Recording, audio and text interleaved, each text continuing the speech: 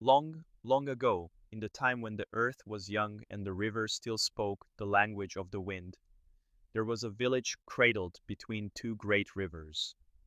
This village, blessed by the sun and guarded by towering trees, was a place of laughter, of stories told by the fire, and of songs carried by the birds.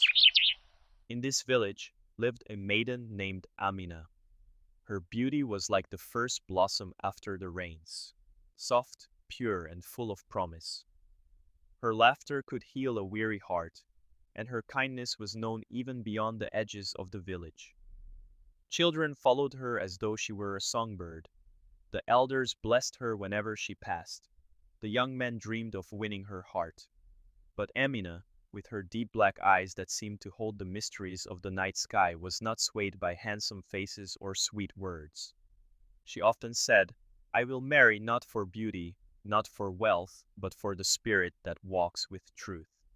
And so suitors came and went, like the seasons.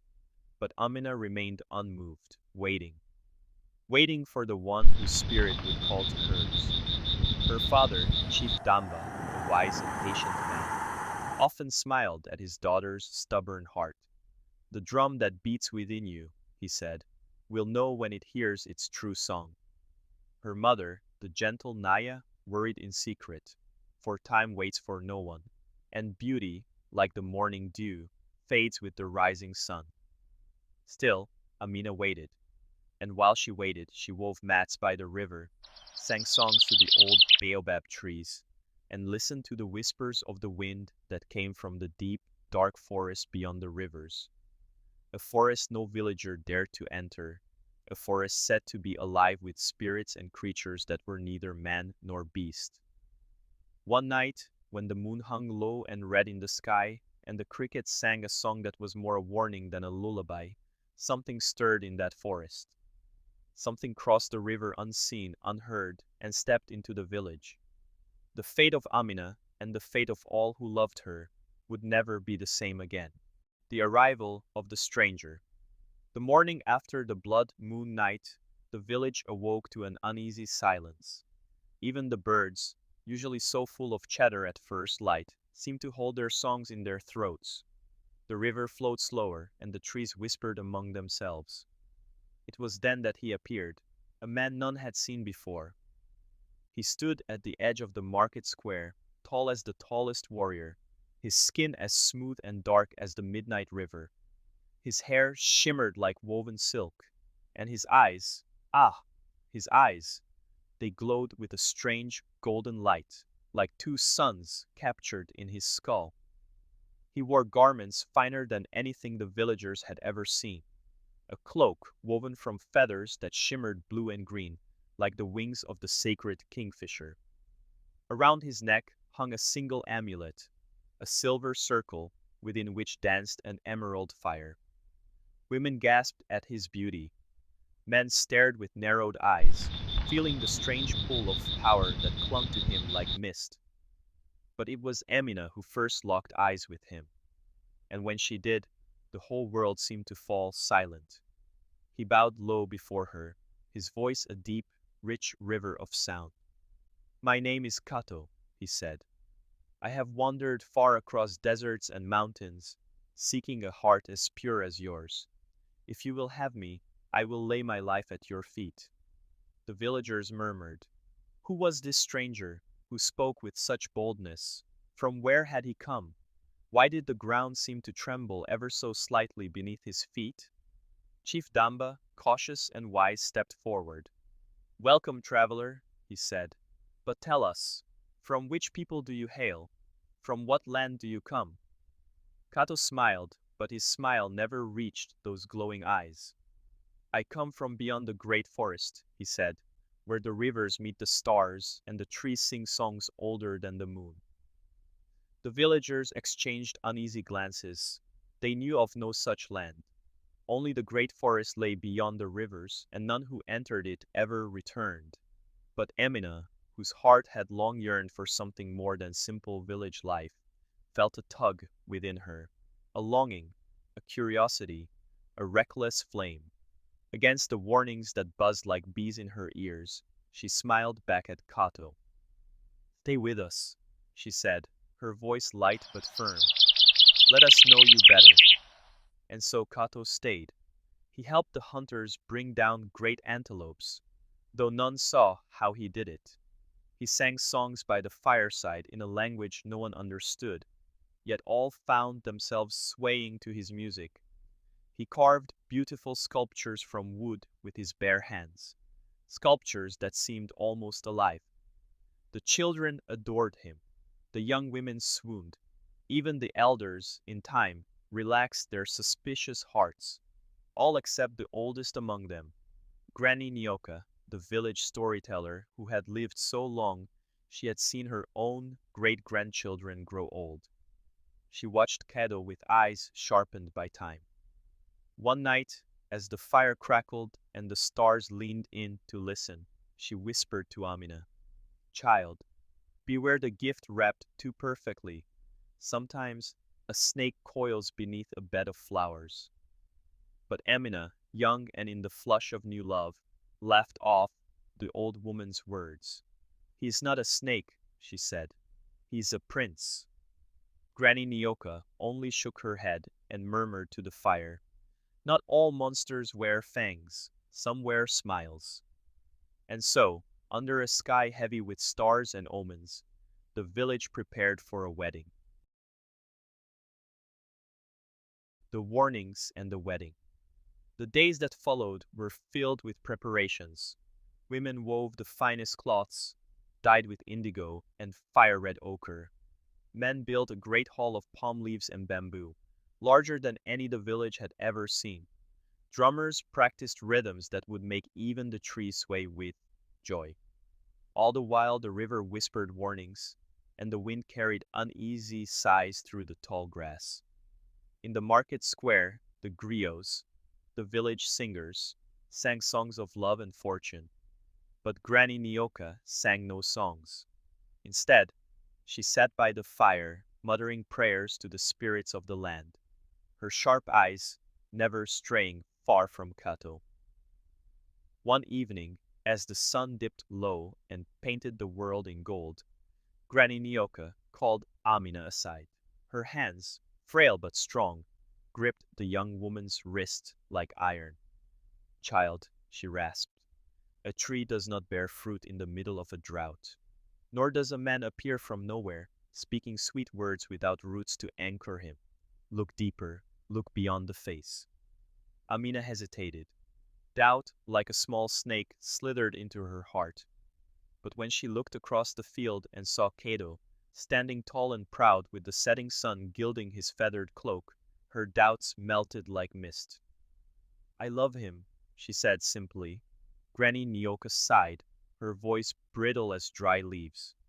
"Love that is blind," she whispered, "often walks into the jaws of the beast." That night, Amina dreamed of the great forest.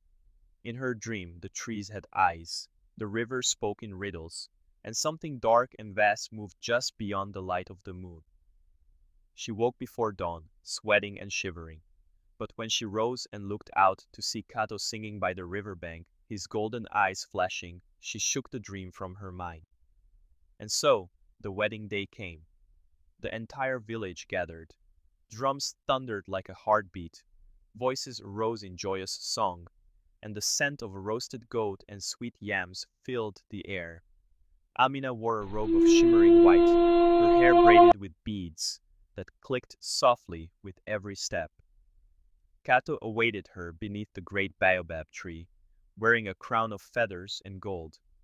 When Amina reached him, he took her hands, and for a brief moment, the wind fell silent as if the world itself held its breath. The ceremony was swift. Vows were spoken. Blessings were given. The villagers cheered. Palm wine flowed like a river. Dancers spun and leapt, their shadows flickering like spirits in the firelight. But as the sun dipped below the horizon and the first stars blinked open, Granny Nyoka sat alone, clutching a bundle of herbs and charms close to her chest, rocking back and forth. "May the spirits guard her," she whispered, "for the night is long, and the true face of the stranger has yet to be seen. Later, after the final drumbeat faded and the last of the dancers staggered home, Amina followed Kado to their new home, a small hut built on the edge of the village, close to the shadow of the forest. Hand in hand, they crossed the threshold, and as the door closed behind them, the river let out a long, mournful sigh. The real wedding night had begun, and so too had the beginning of Amina's nightmare. The revelation of the monster. Inside the hut, the air was strangely cold. The fire that had been prepared for them burned low, casting long, twisted shadows along the walls. Amina felt a shiver crawl up her spine, but she smiled bravely and turned to Cato. He stood in the center of the room, silent, unmoving, his golden eyes glowing brighter now. So bright they seemed almost unnatural. His fine clothes seemed to shimmer and ripple as though alive. "Cato," Amina whispered. He did not answer. Instead, he began to laugh, low at first, then rising like a storm in the mountains. The sound twisted the air, made the walls tremble, made the very ground beneath Amina's feet seem to shift. Before her astonished eyes, Cato's handsome face began to melt. His perfect skin bubbled and cracked like clay in a fire. His beautiful cloak of feathers withered away, revealing scales, thick, dark scales that glistened with slime. His arms grew longer, the fingers twisting into sharp, black claws. His mouth stretched wide, wider than any human mouth should, revealing rows of long, jagged teeth, dripping with foul-smelling drool. His body, once tall and regal, hunched into a monstrous form. His back was crooked, his chest wide and heaving, his legs like the gnarled roots of a cursed tree. Amina stumbled back, her heart pounding like a drum of war. "You," she gasped. "What are you?" The creature's voice was no longer smooth and rich. It was a rasping, hungry growl. "I am what the forest birthed," it said. "I am hunger. I am darkness. I am the longing that fools call love." It took a step toward her, and the ground shook with its weight. Amina turned to run, but the door slammed shut by itself. The walls seemed to breathe, pressing in on her. She cried out, pounding on the door, but no one came.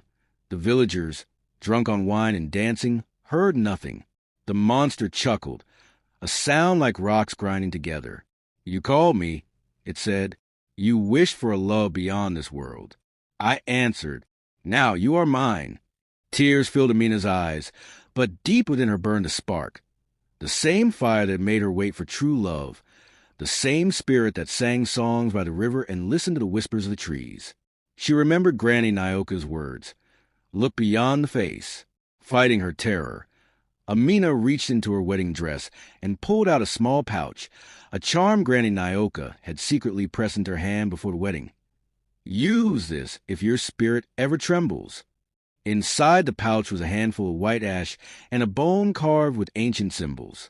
As the monster lunged, Amina thrust the bone before her and shouted a word Granny Nyoka had taught her, a word so old and powerful that the very walls shuddered. "Ngoma!"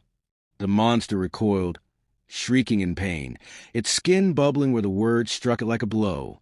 The hut itself seemed to split open, and into that breach flooded the spirits of the forest. Swirling winds, whispering leaves, glowing eyes in the dark. The monster howled, trying to flee, but the spirits bound him with vines of light and dragged him screaming back toward the forest from which he had come. In the chaos, Amina felt herself lifted, carried by unseen hands, out into the night. She collapsed by Granny Nyoka's hut, shivering and sobbing, as the old woman gathered her into her arms. "I tried to warn you, child," Nyoka murmured, rocking her gently. "But sometimes the heart must feel the fire to learn to fear it." That night, the villagers awoke to find the wedding hut nothing but splinters and ash. Cato was gone, and though the village sang songs of warning for many generations afterward, they say that when the blood moon rises and the river whispers in fear, you can still hear the monster's laughter coming from the edge of the great forest. Amina never married again. She lived long and wise, teaching others to listen not just to words, but to the spirit behind them. And whenever a young girl sighed after a handsome stranger, Granny Amina would smile sadly and say, Beware the gift wrapped too perfectly, for sometimes the monster wears a beautiful face.